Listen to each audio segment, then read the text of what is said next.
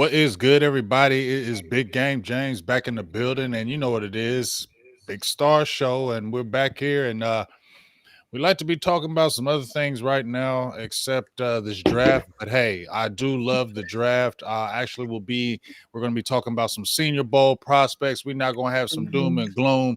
We already know about that. We already went through that. It's they talking about on Twitter, so it ain't going no point of talking about it right now because I already Right. made a video. Go watch my video.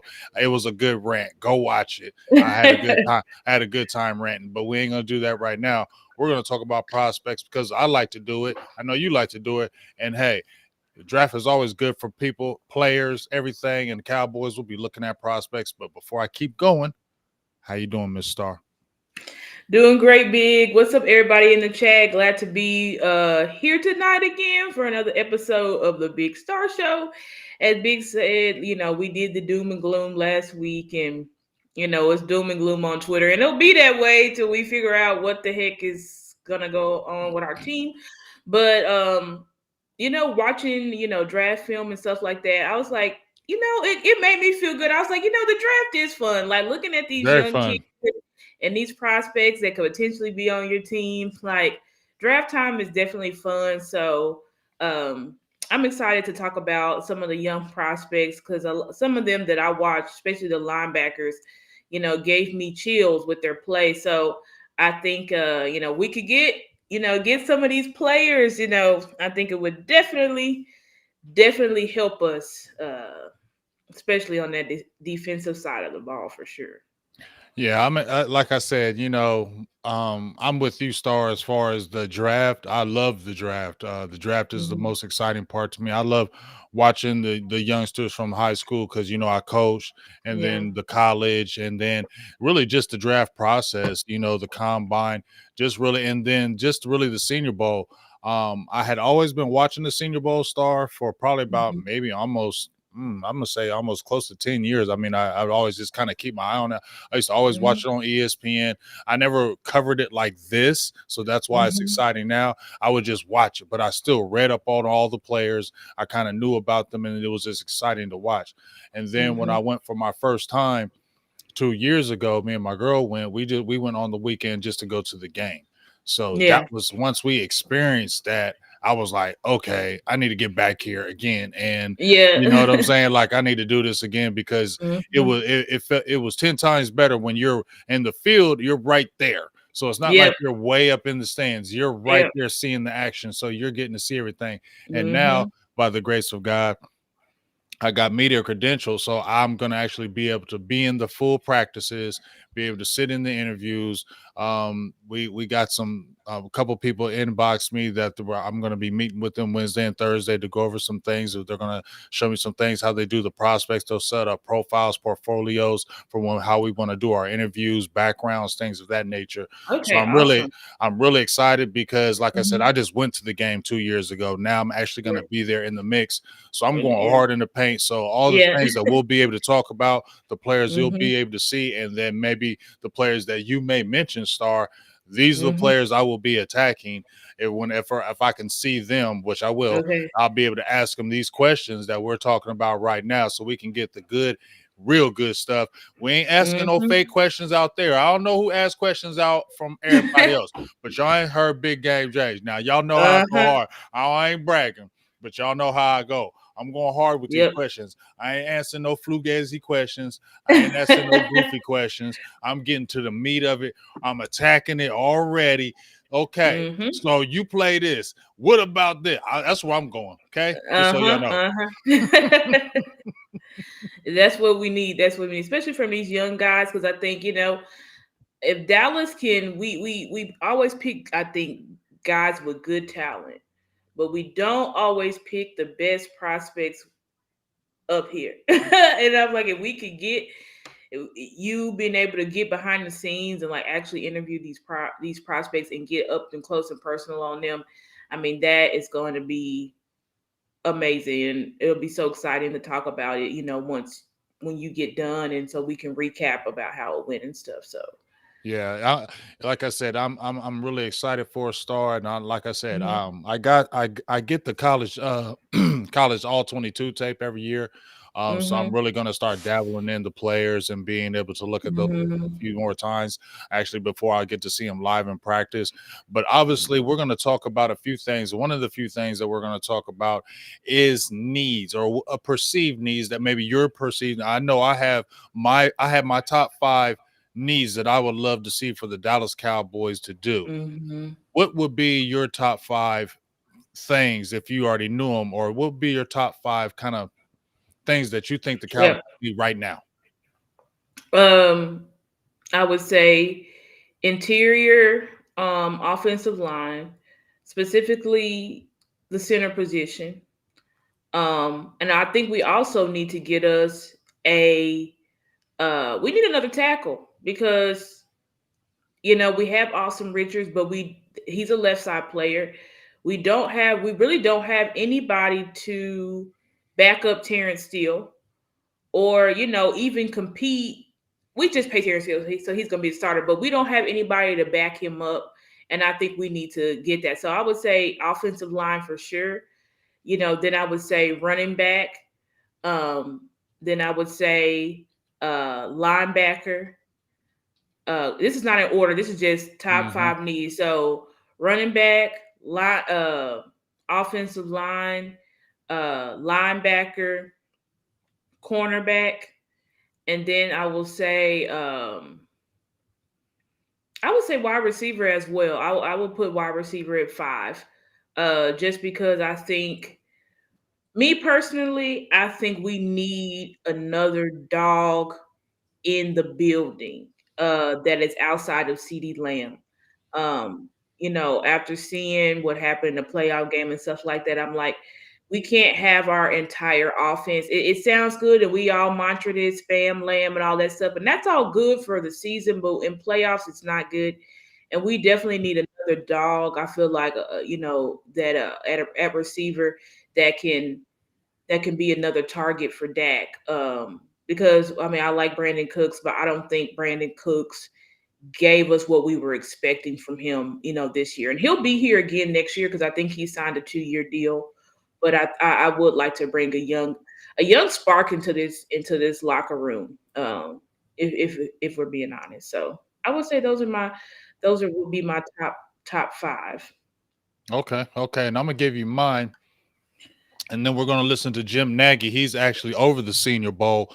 I want y'all to listen to him because he's going to talk about what we're talking about: offensive lineman, interior. Now, here I'm a little bit different than you because I definitely like offensive linemen. I would like to get an offensive lineman if we're drafting 24. I'm not mad if you draft an offensive tackle 24th. I Mhm. know they're talking about re-sign Tyron Smith, all that, whatever, whatever. It's Mhm. whatever y'all want to do with that. I'm Mhm. over the Tyron Smith thing, but I don't make the decisions. But if Right. I had my own preference, I wouldn't be mad at an offensive tackle at Mhm. 24. Mhm. Because or offensive lineman, either interior or outerior. What are you going to do? I want to know what the plan is with Tyler Smith. And that's the problem Mhm. with Tyron Smith being there. Because what is the clear cut plan for Tyler Smith? And that's where I'm trying to figure out what would I want drafted. Because if you're saying tackle, right, at left tackle Mhm. 24, then you're saying Tyler Smith is going to stay at your left guard. Mhm.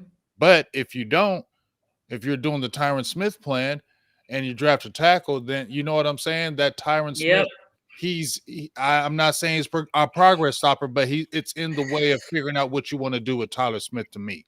So I Yep. still want an interior guy. Hopefully they get that. And then Mhm. not in any order, I want a defensive lineman. Okay. Whether it's Mhm. an edge guy or a defensive tackle, they got Mozzie, but Hankins, we heard about him. We seen his video. He would love to come back. I hope he comes back. I think he's still a good Mhm. player, but he is a year older. Okay. Mhm. Ozzy, I don't know what the plan is for him. Okay. It's Mhm. been well documented how he lost 30 pounds. And that was, in my eyes, Yep. not the plan because we wanted Mhm. to stop the run, not rush the passer, which he's never done in Michigan. So I feel like we need another interior guy. So we need another big boy. I don't know how You're right on. Yeah, I you're don't right know on how that for early we sure. get to that, But we Yeah. have two guys in the Senior Bowl, and I'm going to scroll down to them right now that have been some dogs, and everybody's talking about already. Star is Mhm. let me get down here. Where that defensive lineman? Uh, uh, uh, where's he at? Sweat.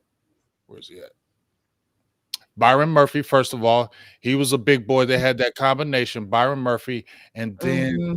DeAndre, was it Devontae Sweat, I believe? Yeah. Yep. They are both in the senior. Here we go. Devondre Sweat, Yes, and then you Devondre.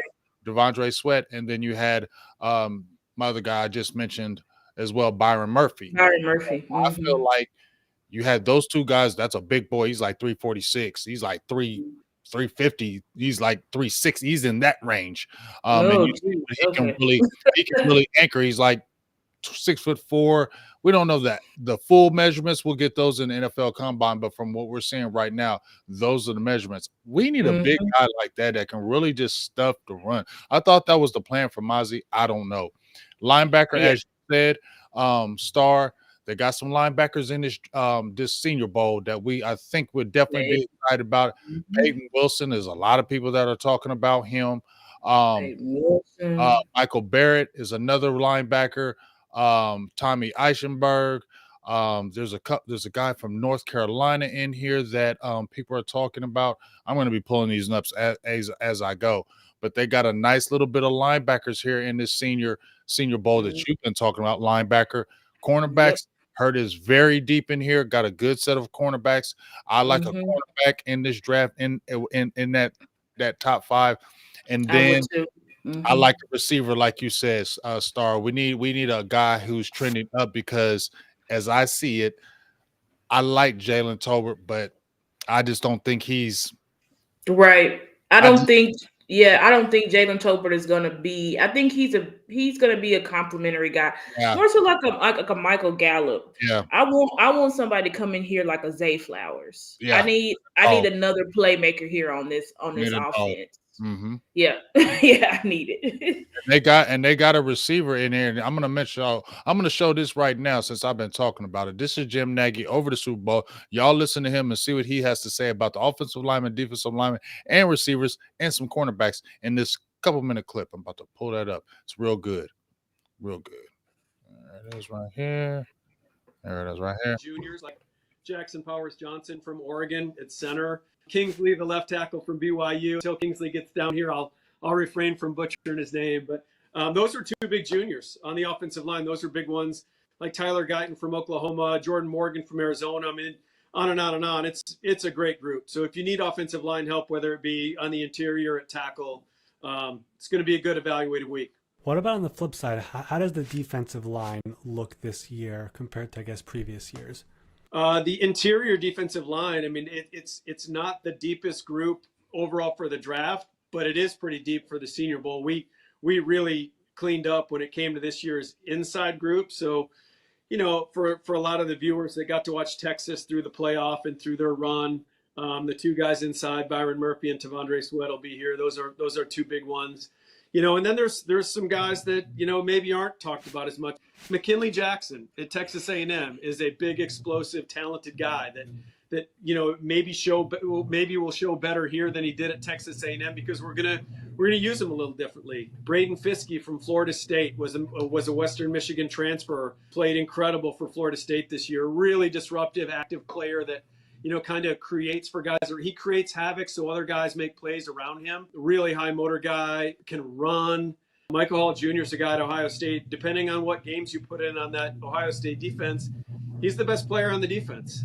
He's a really talented guy, so we're excited to get him down here. He's the guy that could really make a name for himself in the one-on-ones. He's going to be hard to handle. So I like that group as well. I mean, the O-line, D-line one-on-ones are always kind of, what a lot of people point to in the media and the fans that come down here. This year should be some great battles. So where would you say is the depth this year? Like which position group would that be for this year? Well, we've talked about a couple of them: quarterback and offensive line. Definitely, I think it's a deeper cornerback class than a lot of people will want to give it credit for. There's not there's probably not any guys in that top 15 range, like lock top 15 right now. But there's some really good depth through like that second through fifth round. You're going to get some starters in that fourth round, fifth round area. Like Jacorian Bennett from our game last year that, the Raiders took in the 4th round and started. I think he started every game for him for the Raiders this year. So I do like the depth of that class. So that's an area that you're not hearing a lot of people talk about right now. It does sound like there's a bit of a deeper nickel class this year. Is that true? Definitely, yeah. A lot of nickel bodies in our group too. I mean, we've been bigger in the past. I don't know if that's because of my Seahawks subconscious, slant towards the bigger, longer corners. But we've got a lot of good nickel guys in this year's game. So it'll be good. There's a nice mix there, and some nickels that can also play safety, and that's a position a lot of teams are looking to fill, that nickel free position. We've got a few guys that can do that as well. The track record of wide receivers Here at we the go. Senior Bowl has been really, really good. And last year, I mean, it's amazing to look back at it, but Puka Nacua, who was outstanding. And they had this a year, lot of picked receivers out. star last year. Jaden Reed has been Yep. really good for the Packers. Who should we be looking out for this year in Mobile? Yeah, you don't leave out Rashee Rice either. There's a lot of guys. I'll tell you what, man, it was fun sitting around watching the playoffs and watching, Puka and Rashee do their thing. I really like this group from top to bottom. There's some really good ones. Xavier Leggett from South Carolina is a guy that I think right now you might see some of these junior wideout names above Xavier Leggett. This is the one they're really talking about, Star. I want to watch him. A bunch of juniors that are being talked 6'3", about. 228 pounds. I did the podcast Oh, wow. with Daniel Jeremiah Mhm. and Bucky Brooks and Rhett. We did our Senior Bowl roster reveal show on the NFL Network a couple weeks ago. And Daniel Jeremiah said he thinks Devontae Walker from North Carolina will kind of be the big mover in our week, and he thinks he could get into the first round. And I would echo that. His season was cut short. He didn't get going until around mid-year. He had that NCAA, transfer thing going on. But when they finally cleared him, man, he was Drake May's guy, and he's just a really smooth, deceptively fast guy that can get deep. And he's going to be on that team with Michael Penix Jr. and Bo Nix. So you're going to be able to see those guys take some deep shots. It's going to be fun to watch. Yeah, man. So that's exciting right there, just to hear that, because I heard about the Leggett kid. Things about him: great size, good speed, doggish, attitude, great numbers. So, and I've been hearing, a lot about this receiver class. So, to your point, Star, we definitely got to get a receiver out here because, like you said, I feel like Jalen Tolbert, and watching him this past season, I like how he stepped up. But he's third rounder, and maybe you're more robotic to me. You're more stiffy to me. And I feel like if a really good corner jumped on you, if you were our second receiver, and if a really good corner jumped on you, I think he could get at you.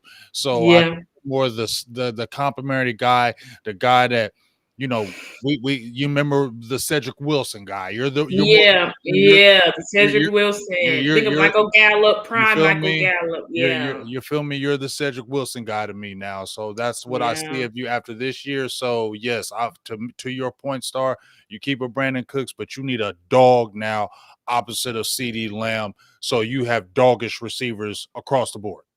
Mm-hmm. Yeah, 100%. I mean, I think, and we have guys. We have Jalen Brooks, who kind of showed us something, during with his limited snaps, but we don't know. I mean, I'd much rather. We need somebody who we know. He's an unknown. Right. We need somebody who we know. We need somebody who when you drafted him, he's a dog. He's coming in right away. He will be in the lineup. He will be in the lineup right away. He will be playing it right away. This isn't going to be let's see what looks in practice. No, you need to get a guy if you're going to get a receiver that's going to come in and really come into play. You don't need the developmental. This is what I said about our draft this year. If we're talking about this difference, which I ain't going to get into that, but if you're talking about the draft side of it, you need impact players. You don't need development. This can't be no developmental draft. I looked at the last few drafts. The draft was pretty good last year, but a lot of them have been okay. We need a hit-on draft, and you need at least you lost your 4th round pick. You need guys that these top 3 picks that you have be coming in and starting. Yep. I think absolutely, because last year, we more so drafted. We drafted a lot of back. Half of our rookie class was not even active, and we can't have that. And then you got our number 1 pick dropping down to 290 pounds. That's crazy. It was just crazy. I don't understand it. It was our draft class was just not it. This was probably the worst draft class we've had in a while. It just we're talking about immediate impact. Mm-hmm. That I'm not saying that these guys are bust. It's too early to say these guys are bust, but when we needed, if we had had any of those come in and be immediate impact, that would have been great. And I think the only player that was active every game that played was our second round pick, Luke Schoonmaker.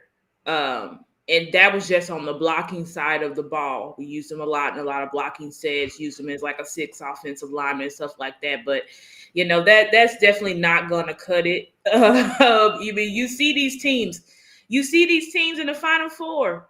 Look at the Lions rookie class. Jameer Gibbs, Jack Campbell, Brian Branch. You look at the Ravens. And we should, Zay and you know who, and Flowers. we should have took. I wanted Jameson Williams. That's who I wanted in the draft. Who they have over there. That's a difference maker over there. We Yeah, could have had Jameson him, Williams. Star. We didn't Yeah. pick him up. We could have had him. Could you imagine him paired with CeeDee Lamb? Hit dog. What? And Jameson Williams is not even, he's not even the main guy over there. Right. Jameson Williams over here would probably been like a number 2. That's a tall, deep threat. When he came out, I think he came out in 22 draft. I think, yeah, he came out in 22 draft. But I definitely had him like top of my list. And I just think we need some dogs, some playmakers, and I think this draft definitely has that on both sides of the ball. We need some guys with some attitude. Because the guys we got now is just like, we got some dogs here or there, but I would like to add some different personalities to this room that these kids want to play, so that's why I'm like, we really got to look at these kids, their mental, and do you really love football?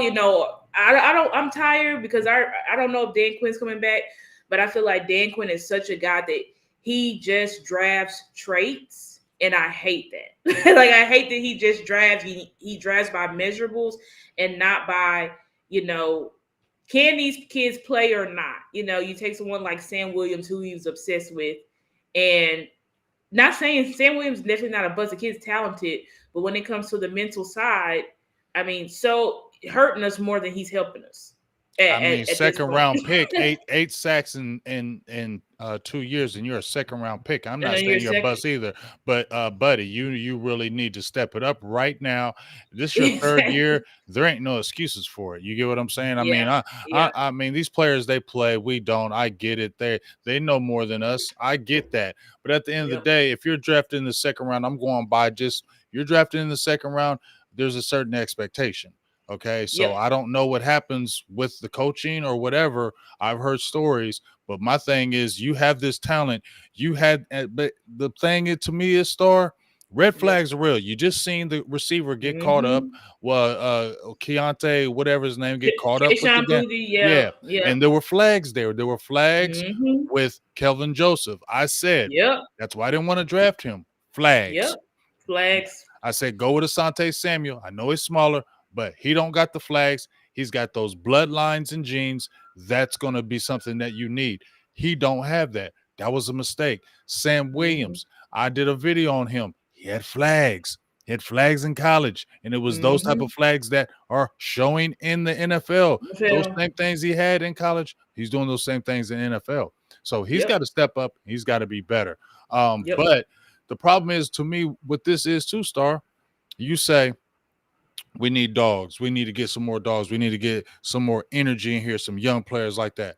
I agree. But here's my problem, and I'm going to ask you this. We say that, but it seems that when they come to the Cowboys, when they go to the Ravens, they let the dog out. They remain dogs, right? They remain dogs. Okay? Roquan Smith, who left the Bears, was a dog. He went to the Ravens, and he's still a dog. Okay, that's right. Because they allow him to be the dog that he was in Chicago. They allow him to be that same dog in Baltimore. The problem is with Dallas, if you was a dog somewhere else, you're not going to have that doggish spirit here in Dallas because that's not what that's not what they want you to rep here. So it's in a controlled environment, how we want it. And that is the issue with when we're talking about we want to get players that have that doggish attitude, because when they come to us, it gets taken away. Right. And I agree with that, but you got to have players that can transcend that. And the problem is sometimes we have players that can transcend the Hollywood and they can still have that dog mentality inside of it. You look at somebody like Jake Ferguson, right? Like Mm-hmm. these are you look at someone like Jake Ferguson. Facts.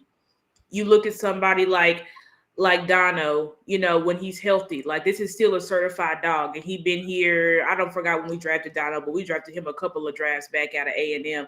So Right. it's like that's why it's so important for when these kids come to Dallas. Tyler Smith, think about Yeah. Tyler Smith. Like when I these will kids agree come with to that.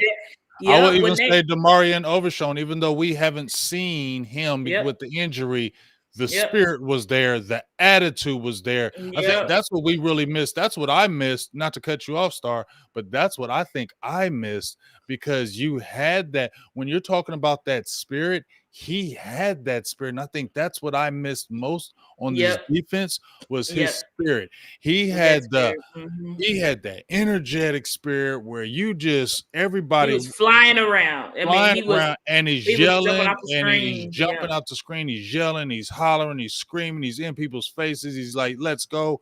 That is That's what we need. that's what people that's contagious. That's It what is. brings the It is. defense up. And we didn't have that. We didn't have that this year. We And did if I not don't care if have he was a the. rookie, he was leading the opening of games. Yep. So Yep. obviously they were thinking something of him if they were letting him lead the huddle already. Oh yeah. Oh yeah. He was gonna. Dan Quinn had big plans for him. He was gonna come in here. He was gonna be in the starting lineup, for sure. And that's what we need because we're missing. When you talk about the quarterback of our defense, the quarterback of our defense this year was Jay Curse.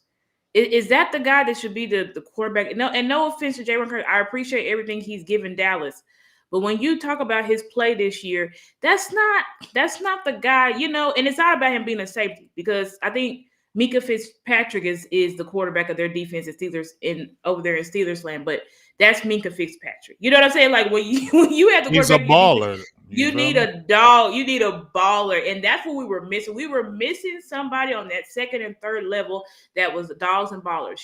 Our defensive line.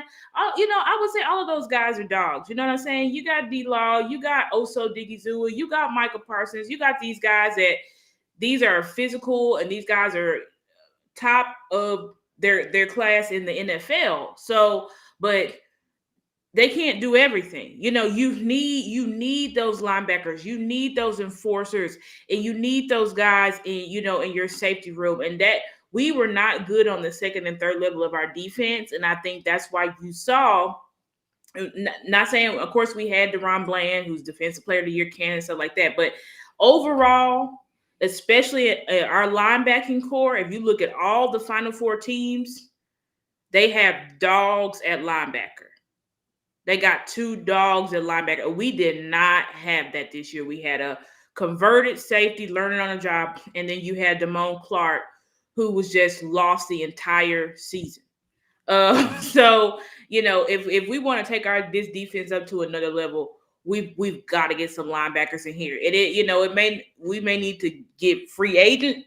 I think we draft linebackers, but we also go and try to get some linebacker out of free agency because this is also a rich free agency pool as well. Pool for linebackers too.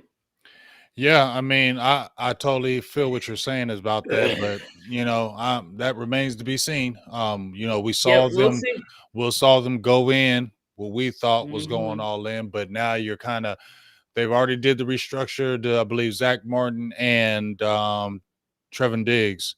Yep, Again, they did the restructure. They did the restructures to open up money. We know probably few restructures are coming. There might be a few cuts. We'll see how that finagles, but I'm not going to give my hopes up that they're going to go out there and get a quality linebacker that's really going to be a difference maker. We'll believe it when we see it. I'll believe that when I see it. So I'm not even going to be excited about that because that's what they don't do. So they show me otherwise. I'm always going to be skeptical. But if we're talking about linebackers, Star, give me a few linebackers that you know that'll be at this Senior Bowl that kind of thinking that you've kind of maybe looked at quickly that might be like, this is the guy that's exciting me.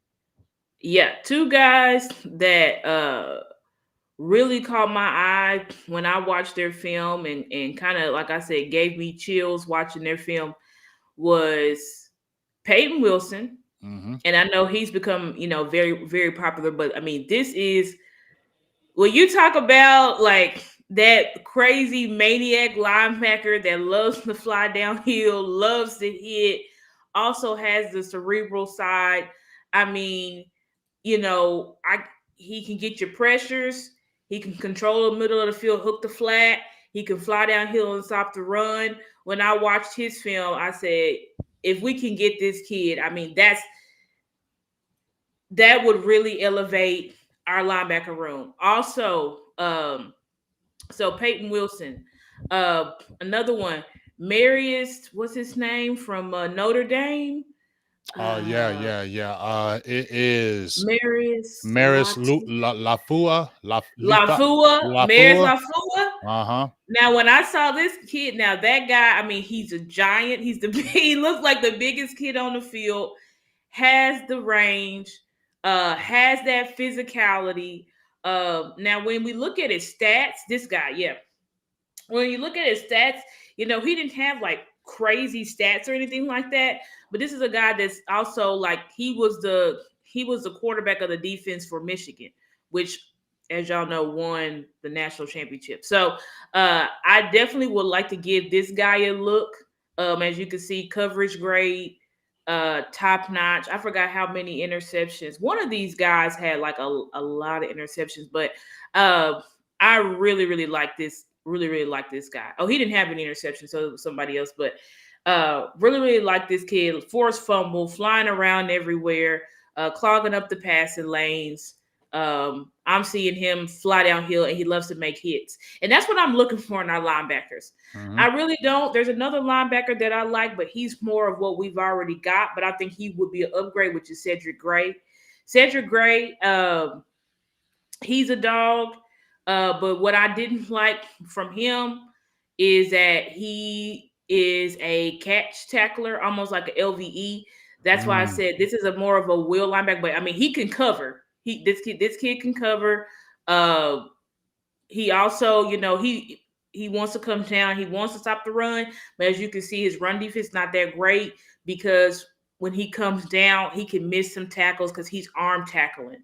So that was my only really knock about Cedric Gray, but I think you can take a look at him because as I said, I do think it's an upgrade over what we currently have at that will linebacker as far as Damone Clark. And, if Marquise Bell stays there, I would like to bring him in as competition. But I'm really looking for linebackers that can be the quarterback of our defense. That's what I'm looking for. A linebackers that bring physicality.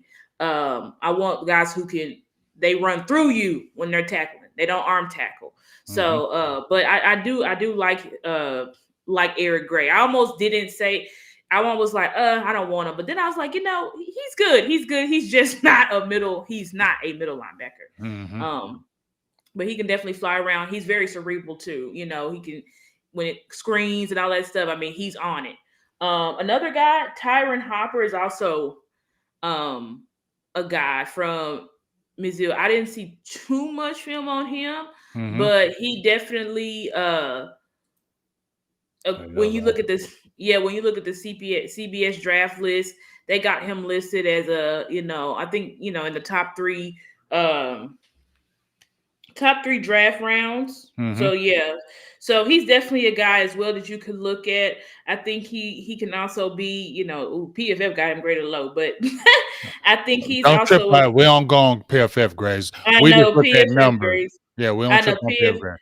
PFF grades be tripping, but Tyron Hopper, they have him as rated 96. Cedric Gray rated at 100. And then my guy Maris is right outside of the third round at 119. So these are good. And also Junior Colson. I like Junior Colson a lot.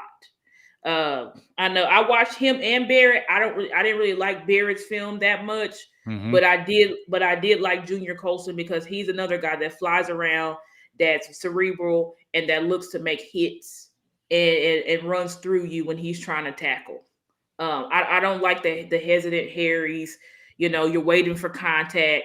I like guys who fly downhill and get stops in the backfield. So yeah, Junior Colson's another guy that I like a lot. So And those would be my guys. Mm-hmm. and I like that list. And the good thing about this is all these guys are going to be here. It's going to be exciting to see them. And this is Mm-hmm. a plethora of linebackers, and we can get any of these linebackers within these Yep.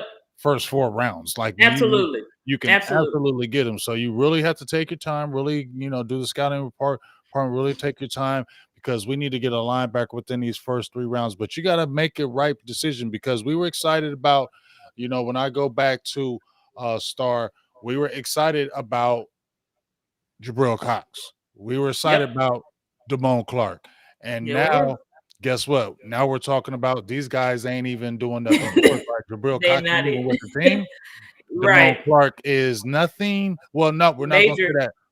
We're just saying he was out of position. And he's not the guy that they were trying to put him in the position. You got to put Right. him in a better position In a because better that's not position. him. So to your point, we need those type of impact linebackers that will come downhill, make those tackles in the hole because that's what we've been missing. We've been missing the Sean Lee type of linebacker Yes. because we've been having the LVEs and the Damone Clarks, and we've been having finesse.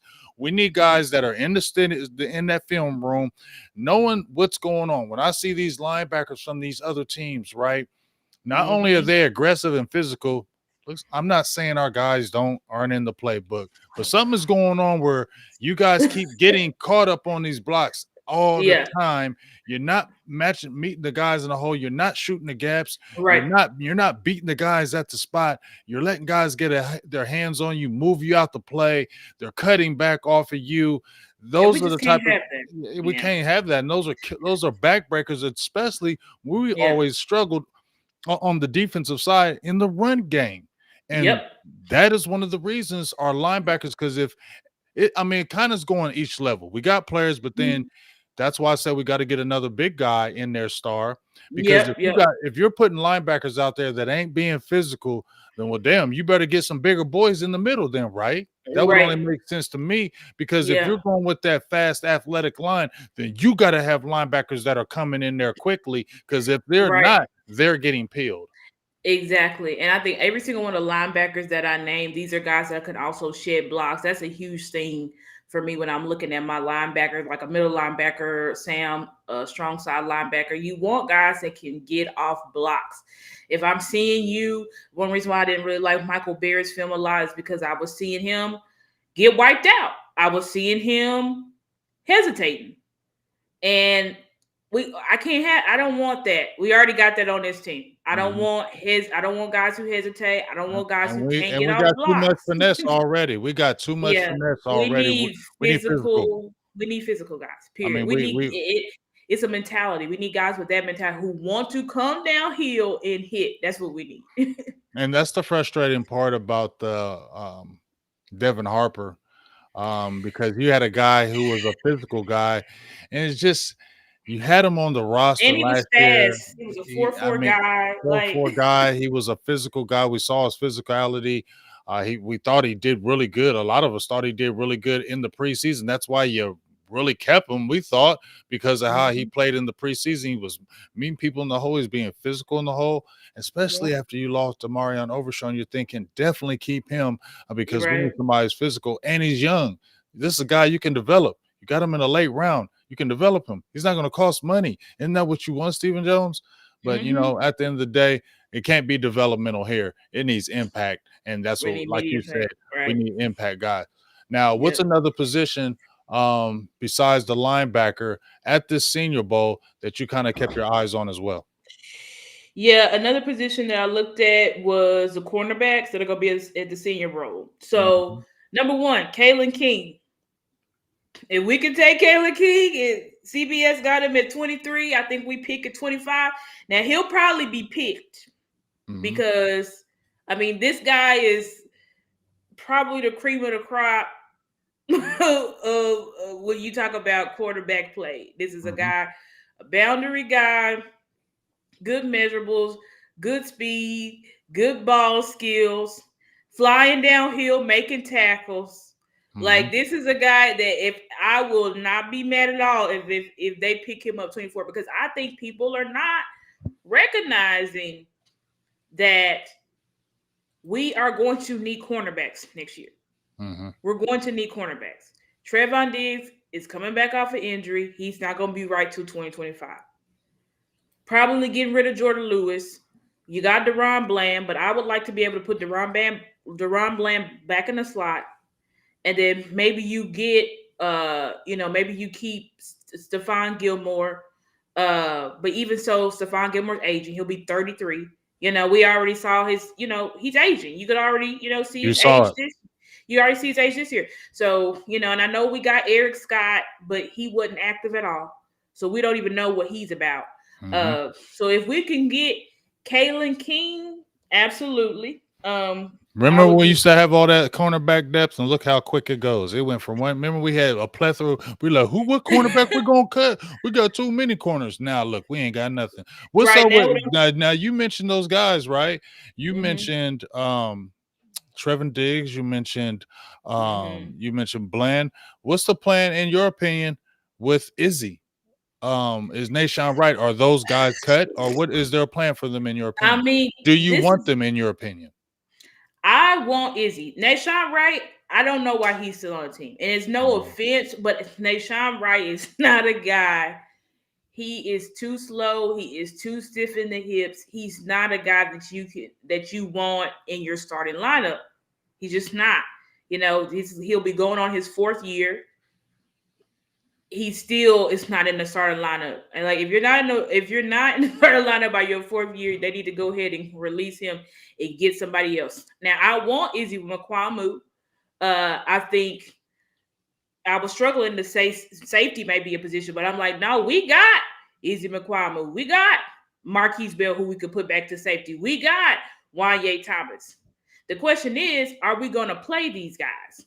Because Izzy, you know, I don't know. I Do you guess think he's in the Curse comes dog. back? Do you think Curse comes back this year? No, Okay. no, Curse is not going to be back, and he definitely not going to be back. But he was the one safety that we did not sign. That he did his farewell tour. He's gone. So I definitely think it's time to give these young guys a shot. I don't know why Izzy was in the doghouse. I know Law said allegedly he said something to his position coach, but I was like, should that have gotten him benched the whole season? That's I mean that crazy. that's Like, what did that's you say? crazy. Like, if you said Exactly. something, Like what the hell what did did he you say that was say? so That's bad? crazy because Because that I was a mean, talent because we were all excited from the end of last year. We saw him playing, then we saw it to him at the beginning of the season in the preseason, picking off passes, being everywhere, and we're like, okay, we like that. We like this Izzy is he a dog. he's So building right back on it again, and then boom, yeah, he's gone. And especially when you know you needed that this year. I mean, I yeah. know we were Bland, but then we saw that we knew Bland. We know he's a Mm-hmm. good corner, but we know the limitations of it, right? Yeah, he So has. if Yeah, you and Dan Quinn knew it too. That's why we saw there was a lot more zone because he was worried about those receivers one on one with his working guys. Bland. He was Yeah. worried about them working Bland. He was worried Mm-hmm. about them working Gilmore. That happened in Yep. that game. Okay. It sure did. Those receivers are pretty damn good over there in Green Yep. Bay. And that's why he did that when everybody's like, why'd he go to man? Well, damn. I mean, he saw that, hey, these boys are going to cook our guys man to man. Jordan Lewis, Stephon Gilmore, Deron Bland, they're all good players. But in that man to man, the way they were doing it, they were going to get exposed. Right. And you don't have you have a J-Ron Curse who's not a cover safety. You Right. have a Dono who's not that great in coverage. You feel me? Malik Hooker is pretty good, but you Yeah. saw all those moving pieces in that secondary. You saw why he kind of did that. Now I'm not Yep. giving Dan Quinn just a pass, but you can see why he did that when Yeah. your only guy who could really come and match them is hurt. Yep. Yep. And that's the problem because see our defense significantly regressed when we lost Trey. significantly, and We that's saw how crazy. important he was. We saw how important he was. Yeah, like we dropped off a cliff. So we definitely need guys to come in like Kalen King with the recovery speed. The one reason why I'm hoping Dan Quinn don't come back because this corner's 5'11". We all know he don't like just like he skipped over Asante Samuel Jr. He'll skip over Kalen because Kalen is not 6'2" or 6'3" or whatever.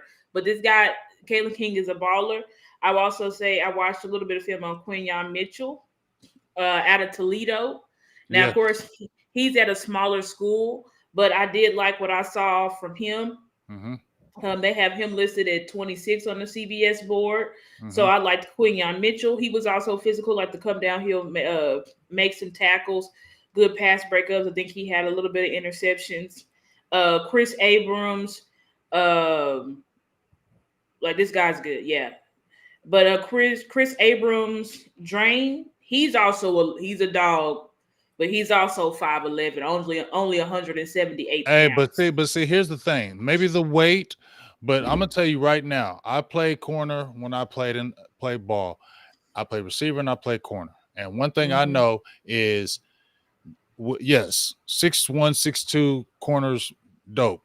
But if you can get a guy who's 5'11", about 190 to 200 pounds with really good speed and has a good frame, that's an optimum quarter for you, especially if he's 5'11" with long arms.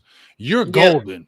You get a 5'11" guy who has long arms and is probably about 200 pounds and fast. You're golden. So all that 6'1", 6'2". So these heights that you're naming, there's nothing bad with it. We just got to make sure they have long arms, because if they have long arms, that will help them with because Dan Quinn, Chris Richard, they all came from that Seattle, and they all want the same thing. They want guys who are kind of tall, and they want long arm. They want length, because they want those guys to be able to knock those passes down, things of that nature. So as long as their arms are coming the way you said, Star, I'm with it.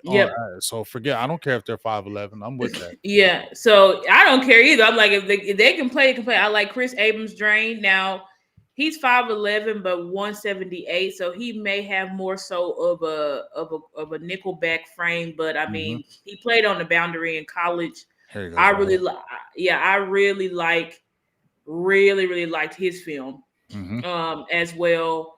I don't know how many. Did he have any interceptions? 12. He had 4 interceptions this year. Yeah. So he's a kid. Play the ball. I mean, better catch him. But he's always trying to play the ball. Always. Only a 54 pass rating gets him. Yep. Like he loved Chris Abrams. He's ranked 45, and then you got Josh Newton. I like Josh Newton a lot, but I do worry about Josh Newton. And there was another corner, probably one of them I named, that they're not too fast. And so I worry about Josh Newton. I think they said that here he in the NFL he's likely to be a nickel corner because he doesn't have that long speed, but he's good in coverage.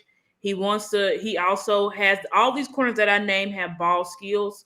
So they want to play, they like to play the ball, they like to be physical. Definitely would like to give Josh Newton a look, but as I said, these guys are kind of slow. If you're going to have them like a Bland, reason why Bland suffers on that boundary is because he doesn't have that long speed. He doesn't have that twitchy speed that you need on the boundary, but they are good. They're good laterally. So that's why they're good zone guys, because they can sit in that zone. They can play in that cover thing. They can that's what Josh and Newton see it is. and break on it. Right. And that's what Dan Quinn likes right there. Exactly. And that's what this kid is. He's more of a zone type of guy. He doesn't really, you don't really want him pressing. Now, Kalen King and Chris Abrams, this is a guy they can press all day long. These are man corners. But Josh Newton, I think maybe even Quinyon probably could do most of both, but I think Josh Newton for sure. He's a zone corner, a nickel corner. You don't really want him pressing it, like I said, because he does not have that long speed. So you got him pressing all day. To your point, I got him up here, Chad Reuter, Mhm. who's writes for the NFL.com. Uh-huh. I actually gonna watch some tape on him, and what we're Mhm. gonna do from here on out, Star, before the draft is going on, I have that Mhm. college all 22. People that you like, we'll bring up the tape. We'll show the Okay. tape. So make sure everybody stays tuned for the Big Star Show because we have the tape. So we'll be able to look at these players. Won't have to Okay. just talk about them. We'll be able to look at them. So same thing Yep. that you kind of been looking at. We'll have the all 22. So we'll be able to see them firsthand and be able to evaluate them. We'll be able to see it. Make sure I'm telling y'all, make sure y'all check out the Big Game James show this week, all week, because I'm going to be interviewing these people and then we're going to throw the tape on next week after that. And Yep. it's just going to be a good time. So make sure y'all really tune into it because, as I said before, I'm just keep it real to you.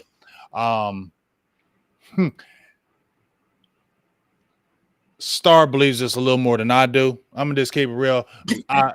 She just does, and I love the way you were going hard for Dak. I Mhm. love the way you were going hard for Dak, and the things you were saying. You were making perfect sense, but they ain't doing it. They ain't doing it. Yep. Yep. You made perfect sense on the things that you were saying, Yeah. but my question is we have these things that we see, and I mean, are they going to be aggressive like that? That's what the hope is, that they'll be aggressive like that and implement those things. And Yep. because that's the only thing that's really going to save these Cowboys, that they're going to have to draft these doggish players. They're going to have to play like dogs and rise above the front office and the coaching. I don't know how that's going to happen, but Yep. maybe miracles can happen. And the thing is, we saw discipline on the offensive side of the ball. If we had that type of mentality, that's why I know people are a little bit on the fence. Should we bring, I don't know. I don't want Dan Quinn to leave because we're just going to promote, in-house, and Yep, they are. Joe Witt's probably people going to be the don't. guy. Yeah, Joe Witt, some people don't believe in Joe Witt. They think we need to go out and get Vrabel or whatever. But I was like, this is my issue with Dan Quinn. We've already seen what Dan Quinn's philosophy is. We already know his philosophy. We already know the type of players that he likes.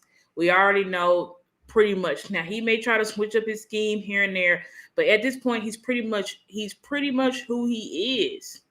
And I think, if we bring a new person in to have a different set of a vision, I think that can really help and elevate our defense. Because like I said, if you have somebody else to come in here, then they can make those decisions. They don't have a connection if we decide to keep, I know Dorrance Armstrong is a free agent, right?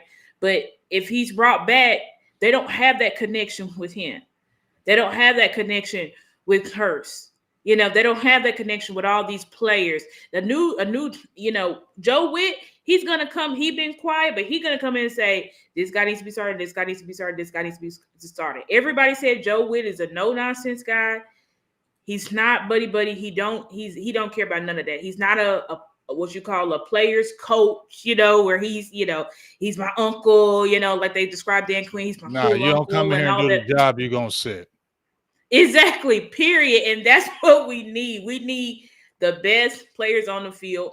And we need to make sure these guys are properly coached as well. And we need to have somebody who can challenge Micah, challenge our best players, and bring out the best in them. And right now, I just don't see that. I don't see Dan Quinn doing that. I don't see Dan Quinn pushing back. With Mike McCarthy, he benched Michael Gallup.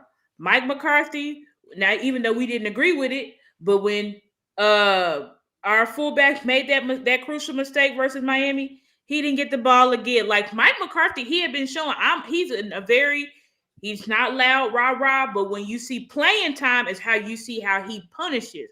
When Mike McCarthy gave Jalen Tolbert, he was trying to give him that breakout game versus the Panthers, which was it was the Panthers, which was a low stakes game, and he saw Jalen Tolbert couldn't handle it. He reeled him on back and just started letting him play in spots. So I need that from our defensive coordinator. I need them to not, but see, that's the problem with Dan Quinn. These players are already so close to him in his heart. He can't do it. He cannot do it. Micah is going to see Dan Quinn forever as his uncle. his older, his friend. So he can't challenge these players like they need to be challenged. That's the main reason why I don't want Dan Quinn back, because I'm like, he just can't do it. Even if he comes back and we're steady, I still don't think he's gonna get the best from these players, and that's the problem. I think Dan Quinn has peaked. The jig is up. Everybody, the best OCs know how to beat them, and I just think we need to move on. So But can't I'm they? hoping. I can play devil advocate and say, haven't the defensive coordinators caught up with Mike McCarthy too? Because every time he plays a good defense, he gets shut down. I mean, no, you can't say that, because even when he played, What if you think defense? of all What good defense that did we destroy this year? Good now, defense. when it comes, you don't destroy good defenses. I Okay. will Well, say that. what good defense? Good What defense good doesn't defense that destroy. we played? Let's say Buffalo. Let's say our losses. Okay. Who did we lose to this year? We lost to Philadelphia. We lost to Buffalo. We lost to Miami. We lost to Right. We lost to Philadelphia. Both times we carved them up and offensively. and we knew their defense. Their defense was Right. suspect. Then with the offense, with Buffalo's defense was pretty good. Good. Buffalo's defense, but we have to remember what type of game that was. I think Mike played super, because Mike's issue is, it's not that our offense can't go against these guys, it's that he gets super conservative in big games. And that's the problem. You can't play super conservative. And, when you're facing like Vic Fangio, when we face the Dolphins, right? Beginning of the game, we tearing them up. Then Vic Fangio switched up. Then Mike McCarthy kind of got close to the vest, and that's the problem. If Mike stop getting close to the vest, But can we believe that story though? Can we believe that you've been coaching 20-some years? You've been here in Dallas. That was the problem with you in Green Bay though. They were saying that in Green Bay. We saw it in Green Bay when they start getting tight. He would get close to the vest, even with Green Bay. We saw it, and that's true. what they complained about him in Green Bay. He came over here and he's doing the exact same thing. They did, and they try to tell us Mike McCarthy. You know how we said Kellen Moore's curls, Mike McCarthy's is slants. So Mike is going to have to, if he's serious that he wants to coach for the Dallas Cowboys long term. Like, unless he just don't give an F and he just like, whatever, I'm gonna just do this, get my last check and beat out. But if he actually cares, he's going to have to. He's already evolved, so I can't say evolved because obviously we evolved from after the bye. But him and Dak have to get on the same page when they're facing these top defenses. And a huge problem is we were not, for last year and this year, we were not able to run on these cover 2 and cover 4 shells to get defenses out of that. And that's how you get defenses out of that. That's another reason why we got to get stronger in the interior.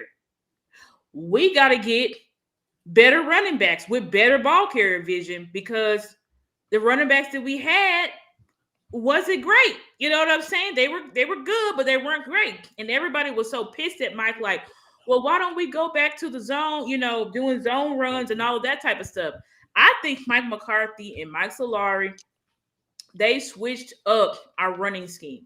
They wanted to be how Green Bay was doing, power run, all that type of stuff. They wanted to be that, because when you're facing a team like San Fran, we tried the outside zone. That BS don't work against Fred Warner and Dre Greenlaw. They just track it down.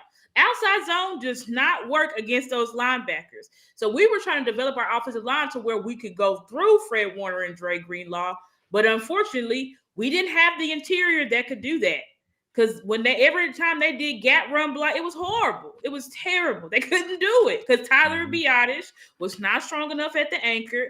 Zach Martin has aged, so he was also getting beat. People was too quick off the ball, getting straight to the backfield.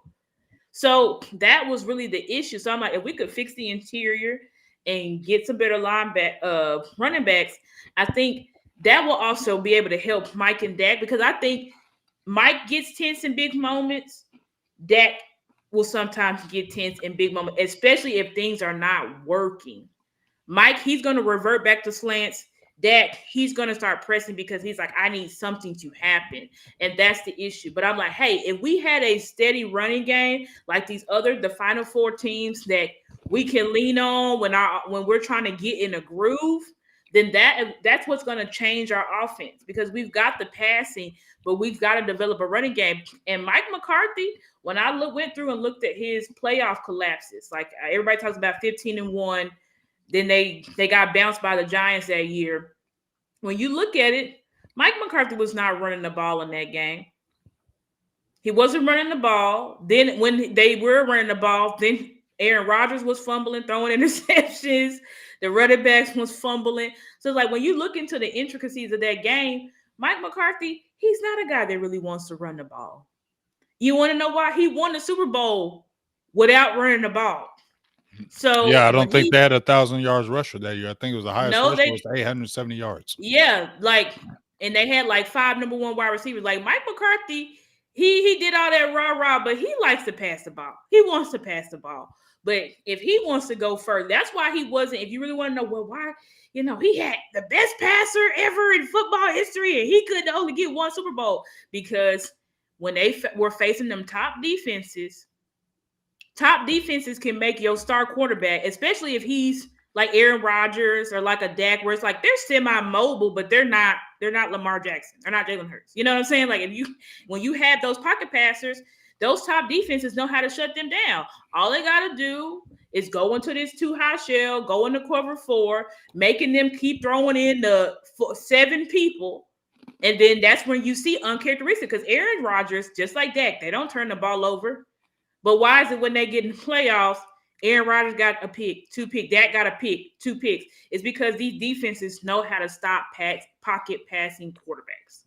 They know what to do. They know how to confuse the pictures on them. You thought it was this, so they doing all their Ringo and all their different calls, and they landing straight into a trap.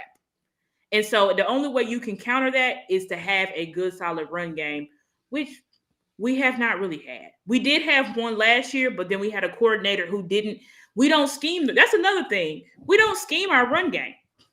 Dallas isn't that the issue though? Because I mean, we don't scheme our run game. We had running backs, and we had a top rushing league. We had a top rushing tandem in 2022. We had a top rushing tandem in 2021.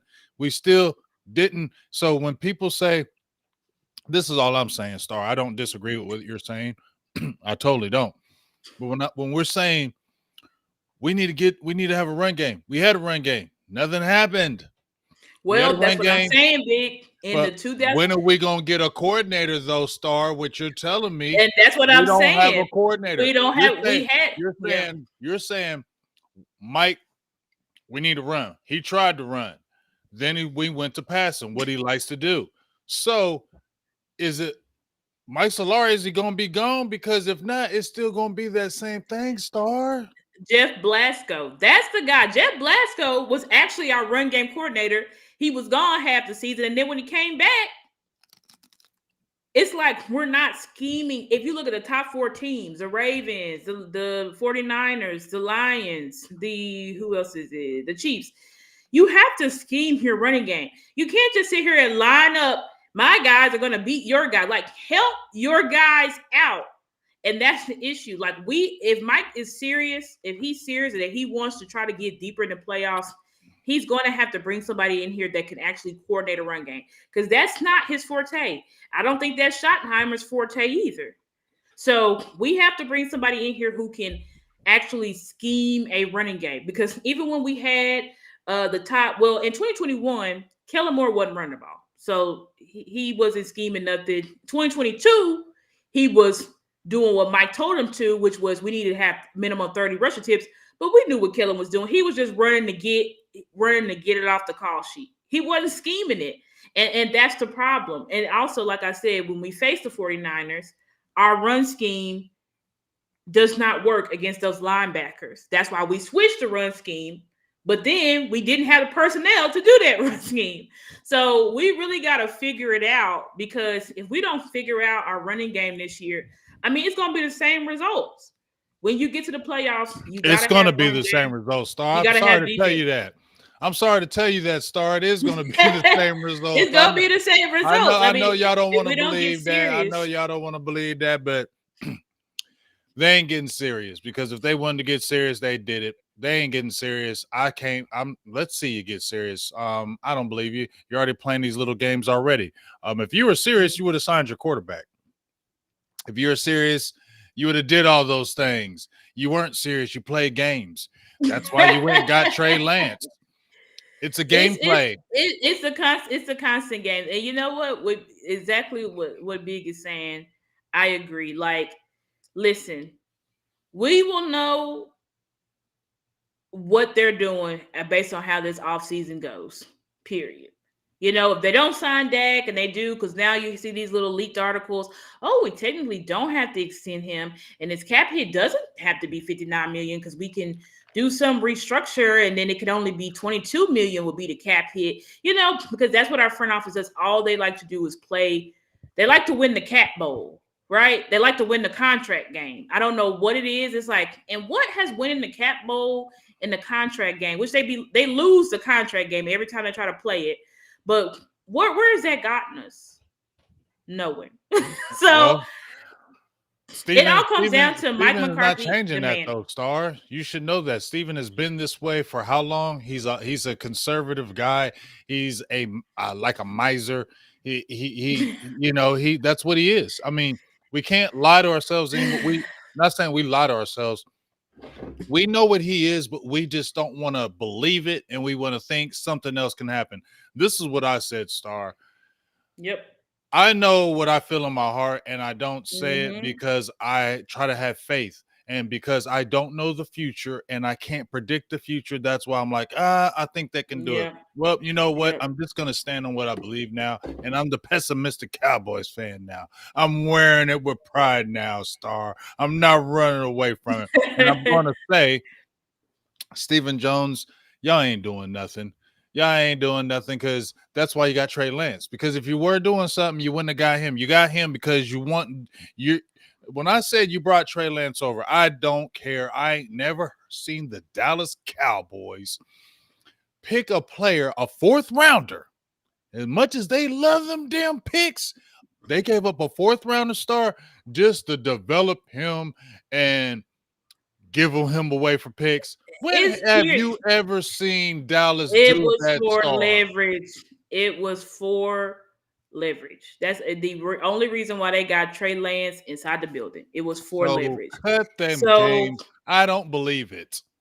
Yeah, and it's just like, listen, the front office, if they do the same song and dance and the same BS this offseason, we'll know that Mike McCarthy's not going to be here next year. Bill Belichick took a year off, Star. Come on. Yeah. You think they ain't been talking? I mean, well, he didn't get he only interviewed for one job, but he ain't get that one. So right, I don't know. He probably wanted full power, or he probably wanted to bring Josh McDaniels with him, because I was thinking that already. Yeah, it's the Josh McDaniels. And they don't want no Josh McDaniels. That's a thing. I can't get Belichick, because if he wants to bring all those assistants here, absolutely not. Absolutely not. You don't want nobody wants no Josh Daniels. Nobody I don't want Bill Belichick here. I'm gonna keep it real. I don't either. These young guys are getting hired. These young minds are getting hired. Yep. This is a lame duck season. I'm not hating on you, McCarthy. I like you as a coach, but let me tell you something though. I was saying in my heart, let's get McCarthy, because he was always whooping us. Well, we ain't been doing shit, so that's a bad evaluation on me. Well, Mike McCarthy. But he was handicapped. He got that power. But he was always kicking our butts, though. Yeah, and that's he was. One of the reasons. But see, we always choke. McCarthy. I know. Jerry Jones. It's the front office. But we always choke. So that I'm just saying that was a bad evaluation. Me saying, "Ooh, let's get Mike McCarthy. He always kicking our butts." Well, we always choking, so that ain't no good evaluation. You feel me? I should have took the evaluation from these top teams that was whooping his ass. Although Seattle, I'm gonna give you this, Mike McCarthy, because Seattle, if that dude would have caught that onside kick, they would have won. They would have went to the Super Bowl. So I give them that. I think they could have went to 2014. They could have won that year. And that was like 2014, I think. what I don't understand is from Mike McCarthy, because, based on Brian Brothers, Mike McCarthy don't need the money. His wife is like super duper rich. Like, he does not care about the money. He doesn't need the money. So you say you were here so that you wanted to win. Why would you stay here another year if you're not going to demand that the front office do anything to help you? I just don't get it. Like, if I was Mike McCarthy, I don't need this job. Like, I could take another year like off. to do.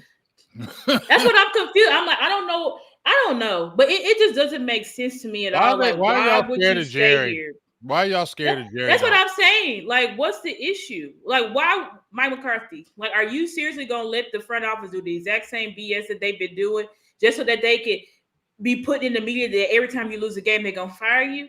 Like, I don't that's what I don't get from Mike McCarthy, because like, you don't need this job, Mike. And I do believe that if he leaves here, he will be able to get another head coaching job somewhere else, offensive coordinator. Like, he will be able to do something else. So I don't understand why you would stay here and not have anything change. Same thing, but people talking about Dak needs to take a team-friendly deal. The only way, if I'm Dak, if I'm taking a team-friendly deal, I'm doing exactly like Aaron Rodgers said, and I need the language in my contract. I'm not taking no team-friendly deal from Joneses. Hell to no. Because y'all, the way y'all play, I'm taking all your money. But that's what I'm saying. The only way I would take a team-friendly deal would be, in my contract, y'all are going to get the players that I named that I think. Well, you better leave. So that's what I'm saying. Like, but they don't do that. If I was Dak Prescott, I would also. People saying ask for a trade. I would ask for a trade, because I said opposite. It's unserious. Let's ask for a trade. They're unserious. They keep playing. They keep playing in your face. They franchise tagged you twice. Just get out of here. But I said they didn't believe in him. So I've been saying it for years. They don't believe in him. You just said they franchised him. They franchised him. And I said, he's the only other quarterback besides Kirk Cousins be franchised. If they believed in you, why are they franchising you twice? And I said, and if they still don't believe in Dak Prescott at this time, it is either because, one, they really don't want I'm sorry to say it, people may get mad, but they really don't want a black quarterback to be the head of their franchise. And they really hope that they luck into a Paxton Lynch or whoever, that they can have him be their franchise, because it has to be that.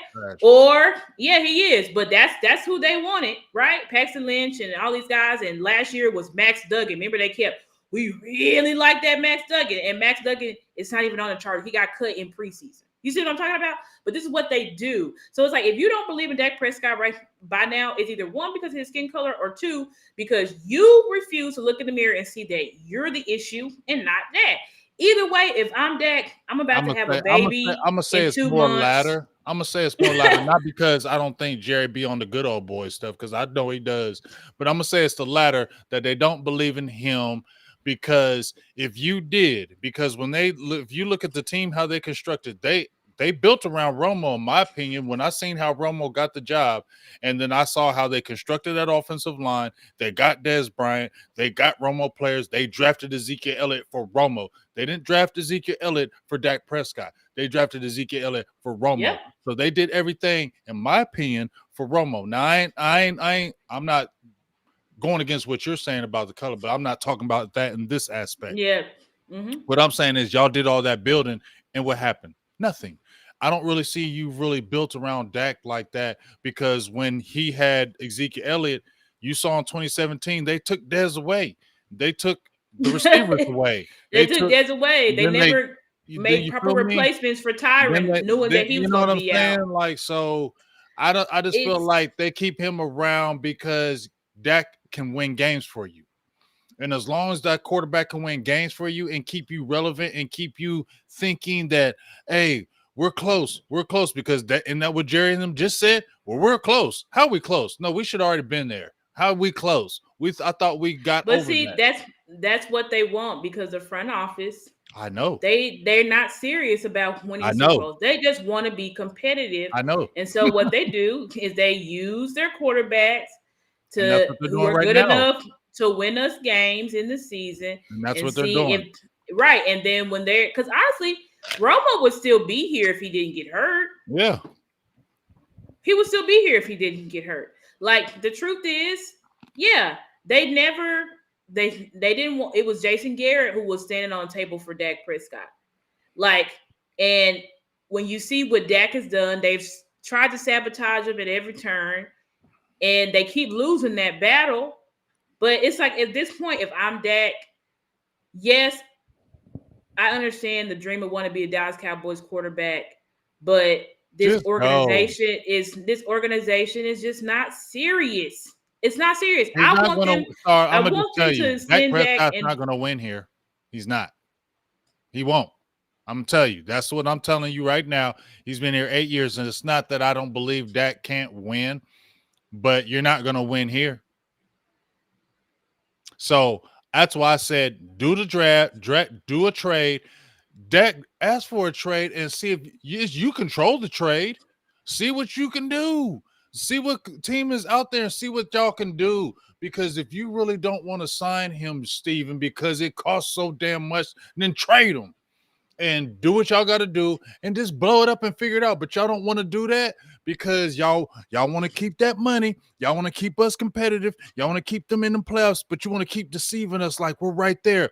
Nope. Let's keep it all together because let's go one more run. Next year, one more run. No, it ain't. That's the lame duck year. And then you got Belichick. And then what's going to happen? Oh, Belichick.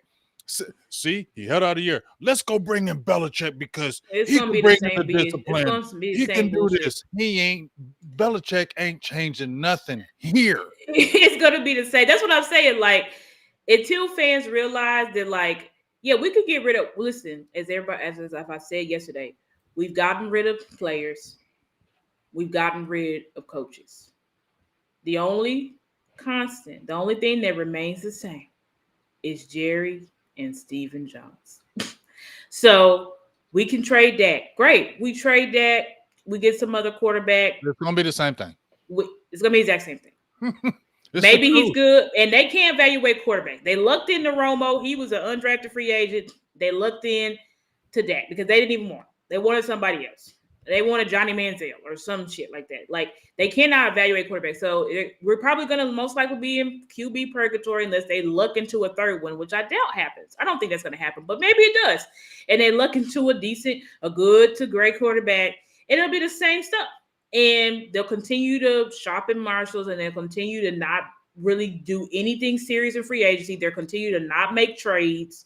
And they're going to continue to tell us. And we'll be on the same, right. And then, like, y'all all hate Dak now. In 5 years, whoever our quarterback is, y'all be saying he just can't get it done. He sucks, and then they'll keep doing the same thing, and they'll keep playing these contract games because that's what we do here. We don't care about winning Super Bowls. We care about staying relevant because the big picture here is the brand. Yep. That's just the reality of the Dallas Cowboys. The big picture here is the brand.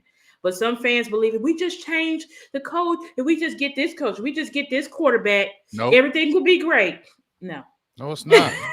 No, and I'm not believing that. No. And I've been not believing that, but I'm going to start saying it loudly. And as I said before, I don't mean to offend anybody. And I'm really going to tell people this is my mantra now. So I'm sorry if you don't like hearing that from me, but I'm going to thwart people when they tell me things that I know ain't true. When people tell me, oh, well, no, we just get these linebackers.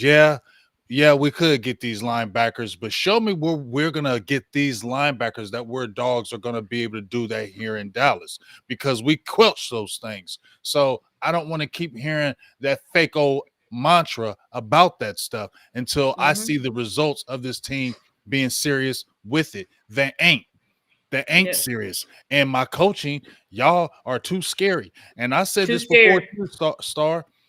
Are y'all so scared of when Jerry's sitting in that damn booth? Are y'all that scared? Because Garrett, McCarthy, Changaley, Wade Phillips, Parcells, all y'all choke when y'all get to these playoffs. Are y'all that scared? Does he scare y'all that much where y'all forget what goes on? Because what happens to y'all when y'all get to these playoffs? Is the pressure that great?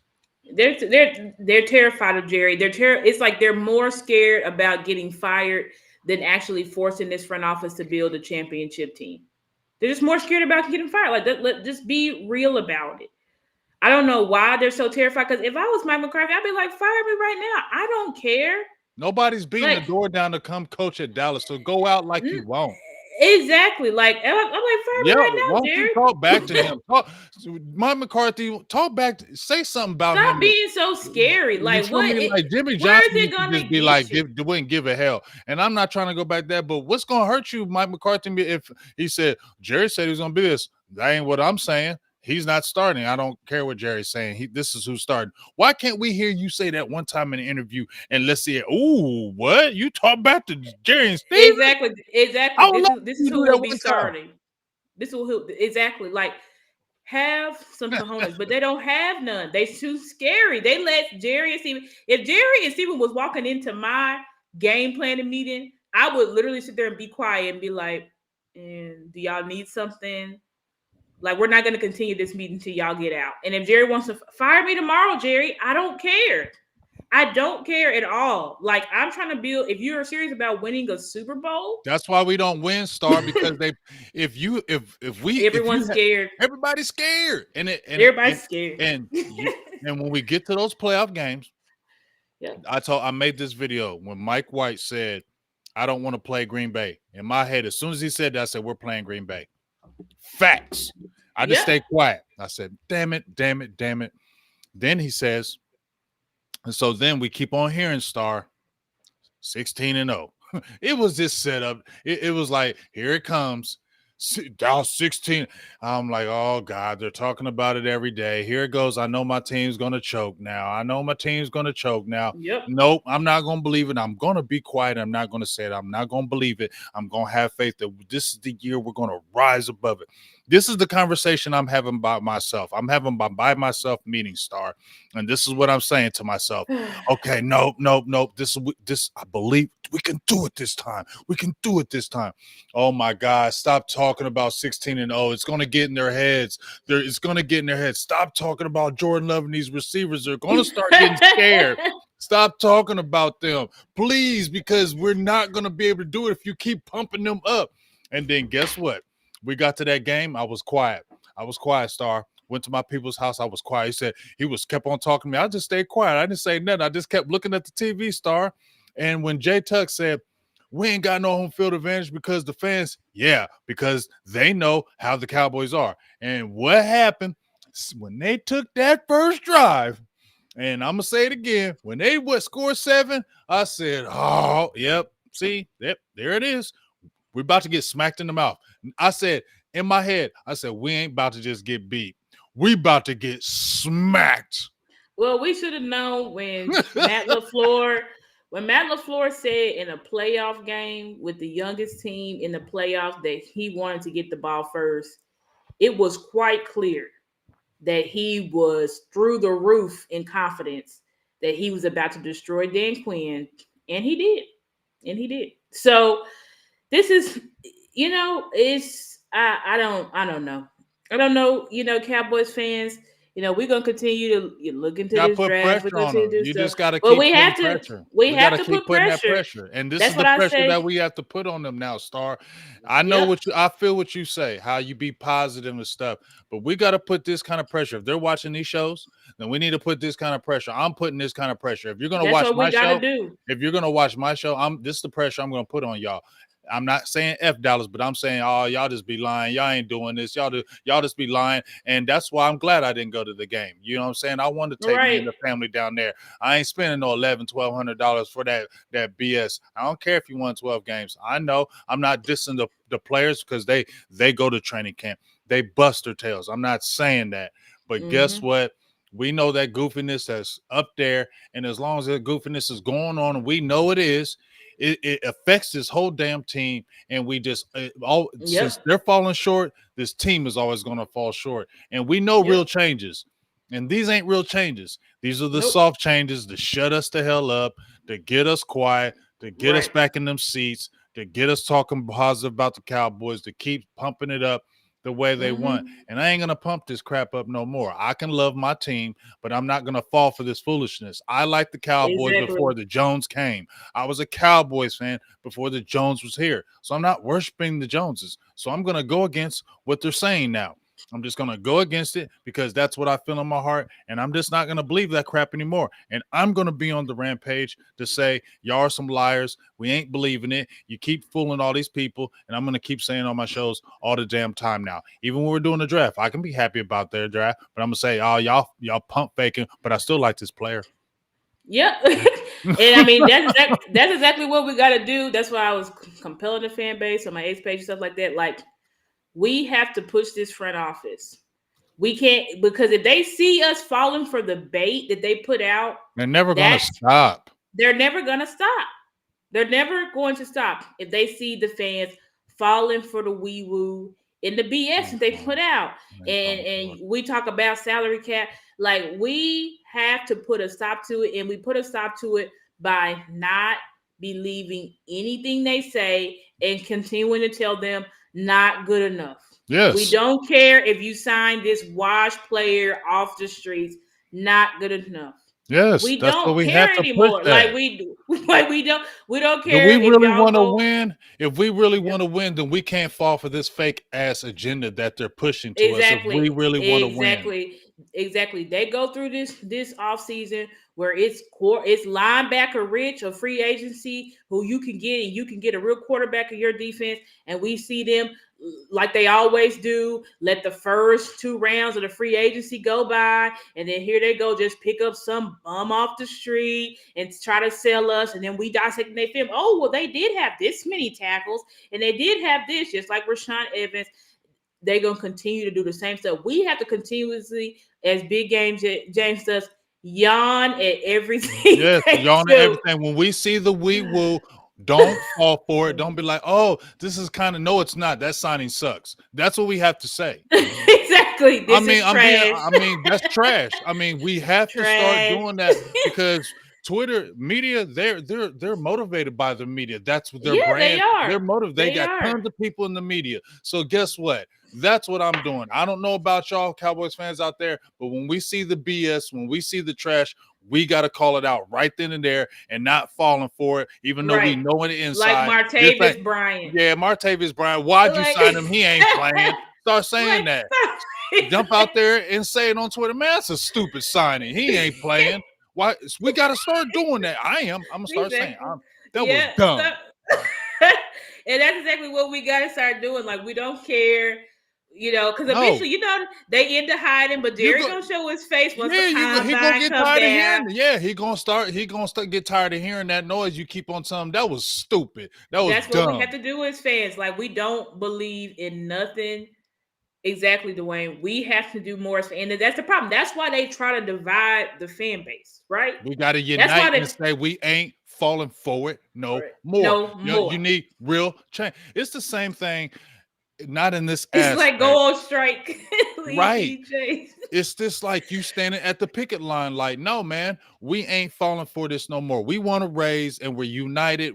You know what? You got to talk to all the people because some people are going to be like, no, I can't. I got a family. I got to feed my kids or I'm doing this. I'm doing that. I know it's hard, but if you don't band with us, there's not going to be real change. If you are sitting there saying, no, I can't, man. I know, but I can't. That they're never going to change. It's when they change is when everybody unites in one mind and one chord and said, we ain't standing for this no more. And we don't care. And that's when they're like, you know what? All right, what's your demands? Let's sit down and talk and let's meet. That's how they change. But we don't do that. We're still divided. Like you said, Star, there's a whole faction that says Cowboys for life. Don't matter no what. Cowboys for life. No, it can't be Cowboys. No. It's Cowboys for life, but we can't fall for the crap no more. With the Joneses, we can't. We just can't allow it. This, like I said, this season, it opened up my eyes quite clearly. And I'm never falling for it. I'm never caping for this front office again. I didn't try to cape this year, but I was caping, because I was thinking, oh, they really changed it. They really doing stuff they haven't done in years. I'm done with it. And if they keep doing stupid stuff, I'm going to call it out and say that's stupid. That's stupid stuff. Because this team don't want to win for real. And we're going to continue to say they don't want to win for real until we see it. Until we see them doing something of real substance. bringing in real players. Stop playing stupid mind and contract games with our best players. Just cut it out. Like, we're tired of it. Because it's like, you think about this shit, Dak has all the leverage. He can walk out right now and say, I want to trade. These are the teams I want to go to. Dak's gone. Okay. What do you think that leaves you trying to sign CeeDee Lamb? Where do you think that leaves you trying to sign Michael Parsons? Because now they're going to be like, okay, well, we really not trying to win for real. We just threw our quarterback out the window. Now, CeeDee Lamb, like, now I'm going to be getting passes from J.J. McCarthy or whoever, or Trey Lance. So now I need top dollar. If you want me to stay here, now I need absolute top dollar. Michael Parsons, you want me to stay on this non-serious team, I want top dollar. Like, that's how it goes, guys. Like, because look at it, all those players they keep setting the market is because they're in losing organizations. So they say, okay, you want me to stay here? Then you better pay me, because I can go somewhere else where they're really trying to win. So this is just going to be a snow. We'll see how they do with these contracts, because that's going to tell us everything. It's going to be a snowball effect. It's going to be a snowball effect. And we're going to see it all blow up in their faces. And this is the type of shit we're talking about. If we truly care about our team, we got to speak up. If they don't do it, we got to speak up. Like, we have to continue to speak up. We was too happy about that Gilmore and Brandon Cook signing. We was too happy about that. Gilmore was good, but we got him about a year or two too late. He's 33 years old. Like, we should have signed Gilmore when he was turned 28, 29, 30. We get him when he's 32. We got Brandon Cooks. Brandon Cooks is also, he's not the player that he once was. And we was too happy about that BS. We take whatever we can get. See, when they throw a little bit of scrap to it, when they throw a little bit of, because they know how they can play us. Because they play us. They play on our emotions. See, these other teams go all hard, but see, what they do is they just get skeeving. They just play us with scraps. Ooh, we gave you Gilmore. Oh, we gave you Cooks, and we don't get nothing, right? So it's like we a starving child in the corner. It's what I say. We're Super Bowl thirsty. So we're like, oh, they did something. Look, he threw a little bit of food in there.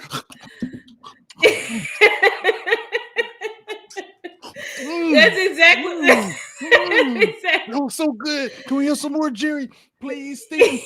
Can you give us something else? And that's all they effing did. That's all they did. That's all they did. They gave us two players past their prime, and we were sitting there talking about we got everything we need. Like, you're right, and I agree with Mark. Content creators build it up as well. I'll be the first. I can say I'm guilty. I had Kool-Aid. I had Kool-Aid. I won't run from it. I had Kool-Aid. I had the big picture Kool-Aid. Boss got the picture Kool-Aid. I will not run away from it. But I will say this. I knew in my heart it could be the other thing, but guess what? This can't fail when you got this, and this. Even with them being goofy, y'all still got to be able to do it. And when you didn't, I'm like, okay, you know what? I'm not falling for that no more. I'm not falling for it. I'm just going to believe what I feel in my heart, and I'm just going to say it, and I'm just going to say it out loud. My channel probably not going to grow no more. It already stopped slow growing. It already started slow growing when I started echoing this stuff, because I don't care. That's fine. Real people sub. If not, this is the mantra I'm staying with until these, and I don't think but I'm staying with this mantra. When I see wee woo, I'm saying it every time. Yep. Every time. I'm tired of it. I'm tired of it. You get former greats just not to play them. You got Dante Fowler, former first round pick, just to give him 2 snaps a game. I mean, like, it's what the hell you doing? Like, you're doing dumb shit. It's just the dumb stuff, and we got Sam Williams. We got. I want to, like, I'm not trying to cut you off, Star, but can somebody ask him, why aren't you playing Sam Williams? Can you really tell us? Can y'all just tell us? Yeah, man, he being goofy in practice. That's why he's not playing. Stop saying, well, you know, he everything's no. I want to hear you say this mother sucker ain't doing jack poo in practice, so he's sitting. That's what I'm saying. Can we get some of that? Can we get some troops here?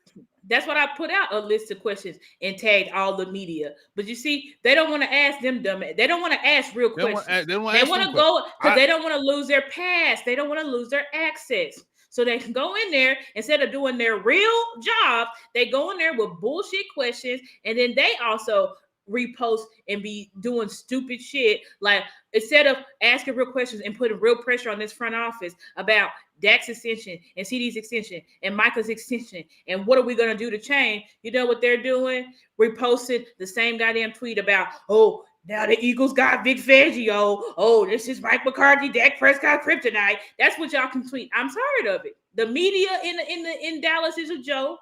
I'm sorry, but shout out to Brian Broaddus. Shout out to some of them on 105.3 The Fan, because some of them really be with the shit. But I'm sorry, the rest of these guys, they just want their media credentials.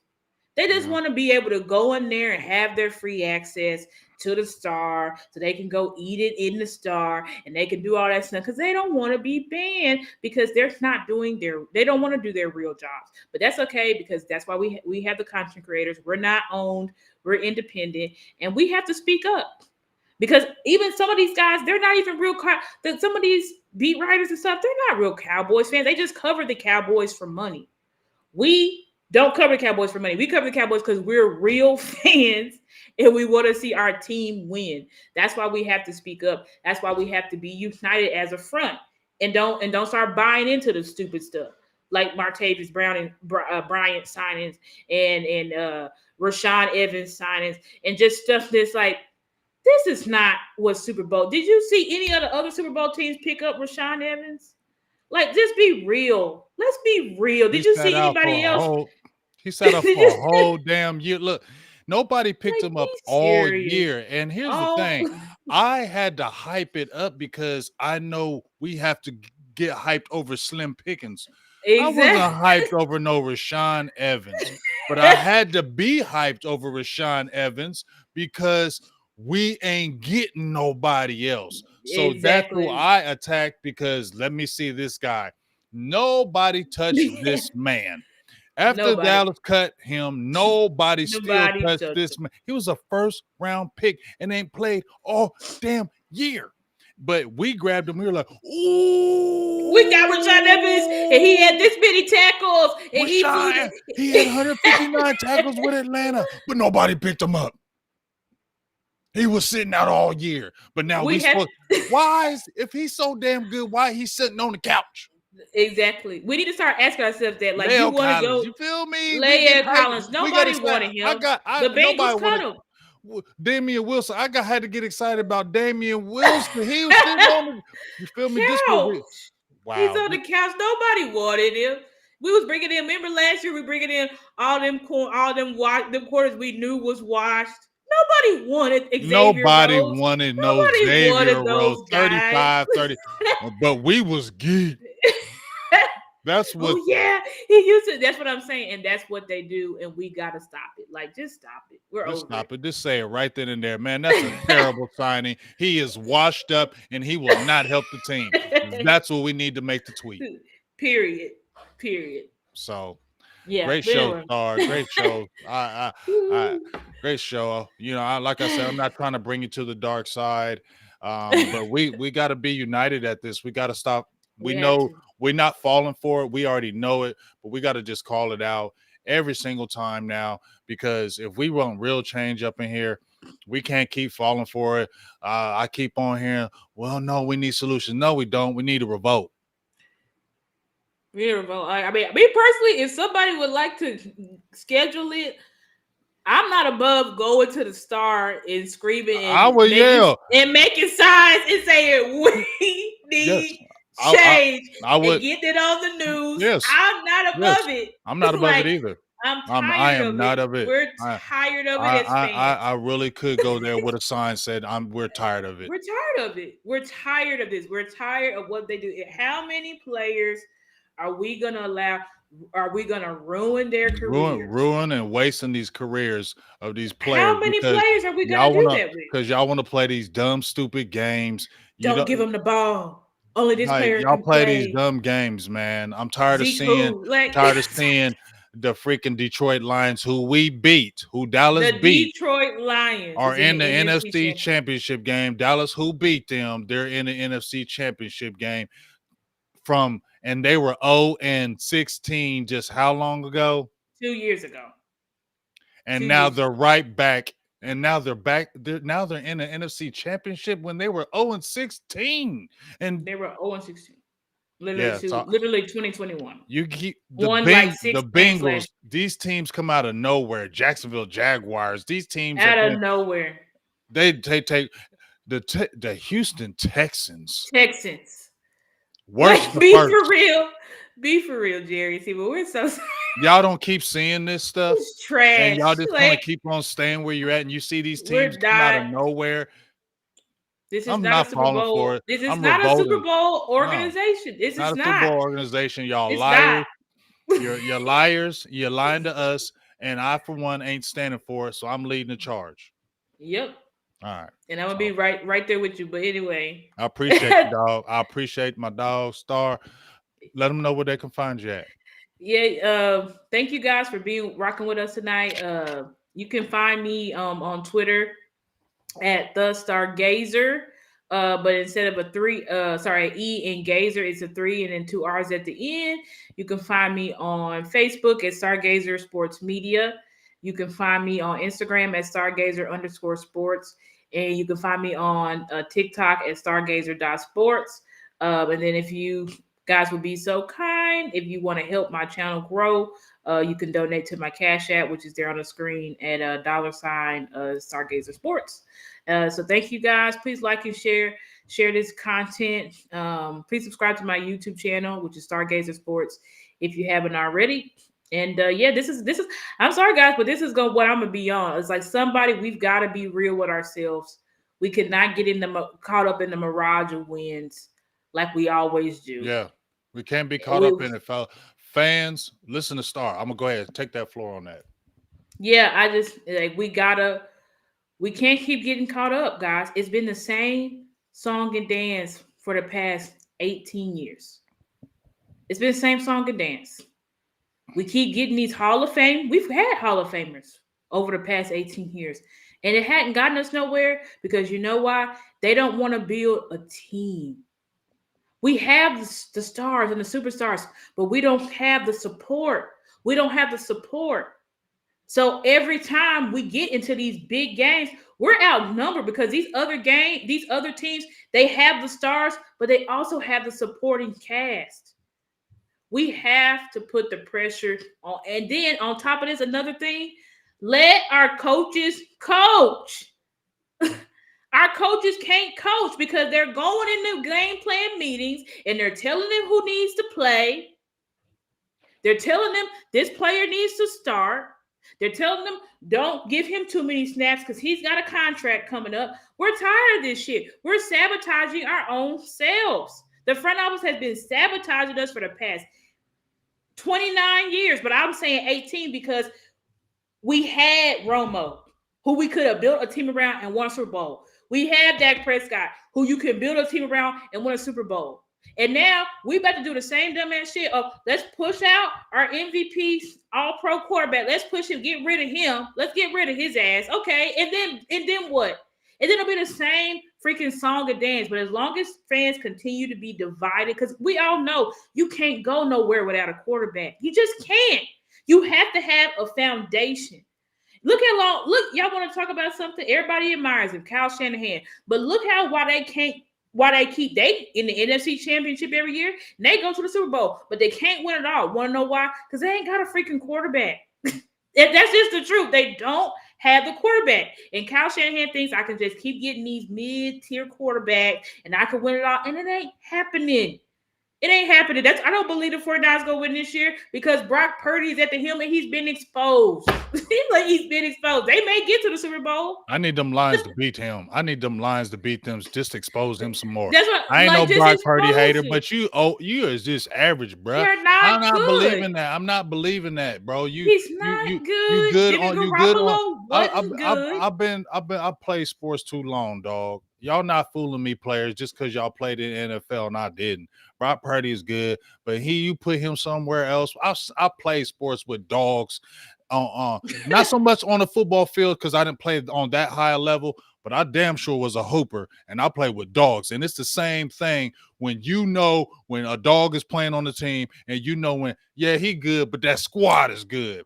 You know that. Exactly. You can know. I Exactly. know when I see a player like, yeah, he good, but it's that because his team good. Take him and put him somewhere else, and you'll see. That's what Brock Purdy reminds me of. So I ain't hating on you, Purdy, but you ain't It getting that just love is like you what it some damn MVP. And no, exactly. bruh, you was the last pick in the draft for a reason. Period. You ain't fooling Like nobody. it's the same. You need a quarterback, so you have the cornerstone. Then you got CeeDee Lamb, you got Trayvon Diggs, and you got Deron Bland, and you got Michael Parsons, you got D Law. But you need the right supporting class. We also have missing pieces on our defense that we knew we was missing all off season, but we didn't say that because we just thought, okay, well, maybe Dan Quinn will fix it, and he usually does good at play. That's all BS.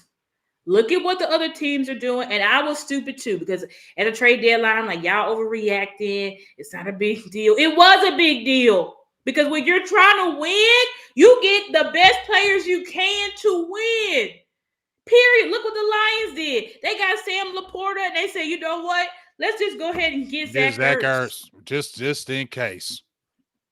Just in case. You have to, if you want to win, you got to get better and better and better and better and And better. look what You them can't just Niners say, did.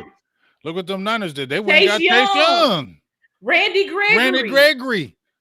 They said, we ain't taking no chances. We ain't taking no chances. We trying to get to the chip.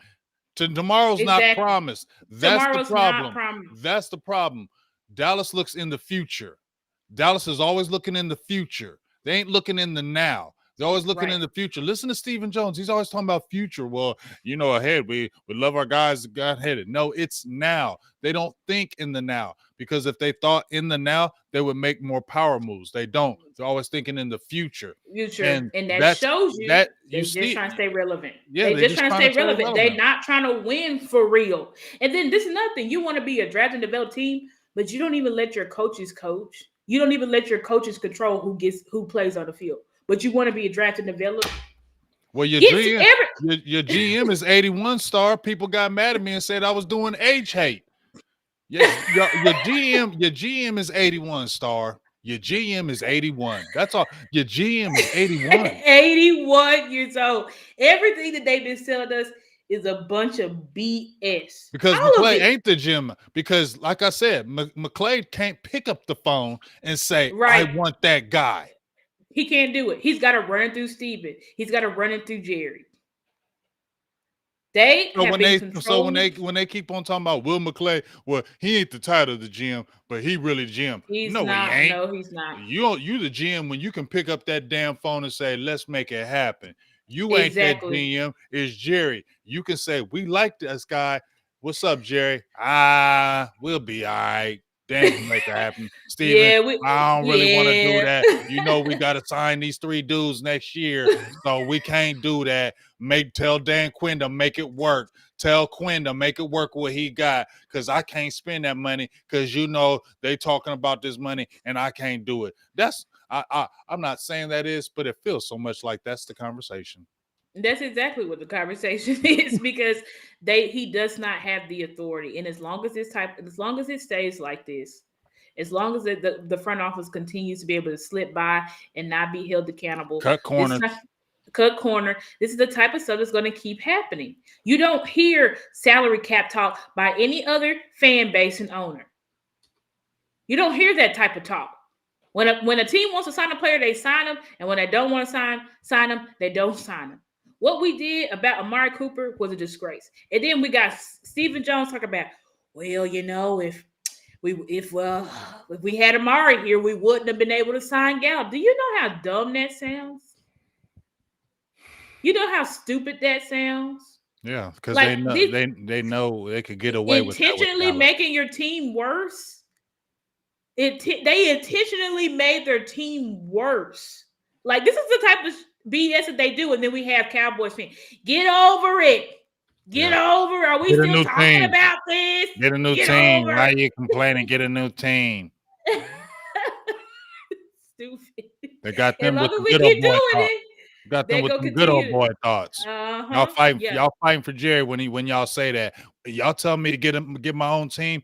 Y'all siding with Jerry with the good old boy thoughts. That's what I'm telling you.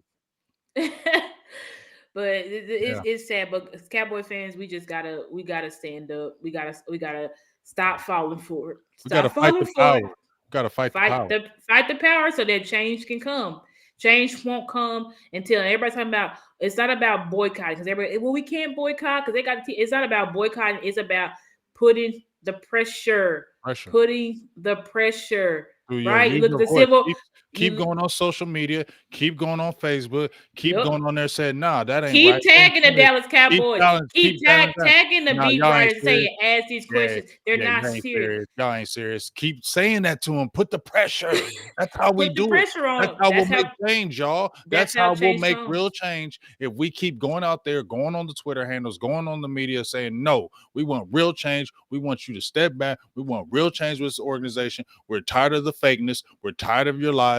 We're tired of your deceit. We're tired of you cutting corners. We're tired of you playing with our emotions, acting like you're doing everything you can, and you're not. And you're just deceiving us Cowboys fans. And Cowboys fans do deserve better because you went from 500 million to 9 billion. So that says Cowboys fans put their heart into you because you wouldn't have had that jump in money. So Cowboys fans are faithful. Yep. When you gonna be faithful to Cowboys fans? Exactly. When are y'all gonna be fair? When are y'all gonna help us? Jerry, stop lying. Oh, if I had, I would just pay any amount of money to get Super Bowl. Stop lying, Jerry. Stop lying. I don't want to hear you ever say that again, Jerry. I'll do anything for a Super Bowl. No, you don't. I'm tired of the lies. And it's like 105.3 The Fan. That's good. Y'all can all go off about Jerry when he not on the phone, but he calls into the shows. And when he calls in the shows, y'all get in attention. Y'all get in line. Because I remember when he checked you, when he was like, get your damn act together. Now you're going to watch what you say to me. Huh? He said that on live TV. So what does that tell you right there? Now it just happened a couple years ago. What does that tell you right there? Yeah, you can say a little bit, but you know not what to say. You won't have a job. You'll be blackballed. You'll be gone. Exactly. And we're tired of the sorries because sorries with no action don't mean shit. Right. If somebody keeps punch you in the face and oh, I'm sorry, then they punch you in the face again next week. Oh, I'm sorry, then they punch you in the face again. Are they really sorry? No, they're not. They're just telling you that so that you can try to get over it before they punch you again. And we're tired of getting punched in the face because that's what they keep spitting in our faces, fans, and taking our fandom for granted and thinking that we just gonna forever just do whatever they want and stay loyal to them to the day that we die. And we're done with it. We're loyal to the star, but we're not loyal to Jerry and Stephen Jones. Period. There it is. So that's the last thing I said. That's a fact. And I'm gonna let a mic drop with that. We are out. See y'all. Peace.